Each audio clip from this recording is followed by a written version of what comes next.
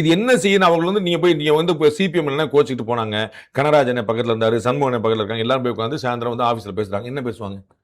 இதுக்கெல்லாம் சரி வராங்க. நம்ம வாங்க தனித்து போட்டிடுவோம். முடியாது. இல்ல வாங்க நம்ம விஜய் கூட போயிரும். பிரயோஜனம் இல்ல. வாங்க டிஎம்கே, ஏடிஎம்கே கூட போயிரும். அங்க ஏற்கனவே கதவு மூடியாச்சு. அப்ப என்ன செய்வீங்க? வாங்க நம்ம அறிவாலயத்துக்கே போயிடுவோம். கடைசி ஆப்ஷன் பெஸ்ட் ஆப்ஷனா இருக்கும்ல. அவ்வளவுதான். திருப்பி எங்க போனாலும் அண்ணன் இங்க தான் வரணும் அப்படிங்கிறது வேற நீங்க வந்து முறுக்குறதுக்கு இங்க என்ன இருக்கு? அவ்வளவுதாங்க பிரச்சனை. இவர்கள் எல்லாம் திமுகவின் தோல்வியை தீர்மானிக்க முடியும். சரிங்களா?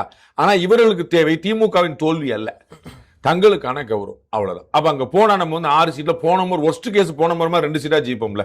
சோ அதுக்கு பாதை வந்துடாதுல. அப்ப தமிழ்நாட்டுல சட்டமன்றத்துல நமக்கு 2 எம்எல்ஏ இருக்காங்க. 2016 மாதிரி கம்யூனிஸ்டுகளே இல்லாத சட்டமன்றம் சுதந்திர வரலாற்றுல அப்படின்னு போய் வந்துடக்கூடாதுல. அதனால பரவாயில்லன்னு போயிருவாங்க. இதான் நிலைமை. அவங்க நீங்க ஆப்ஷன்ஸ் என்ன இருக்குன்னு பார்க்கணும்ல.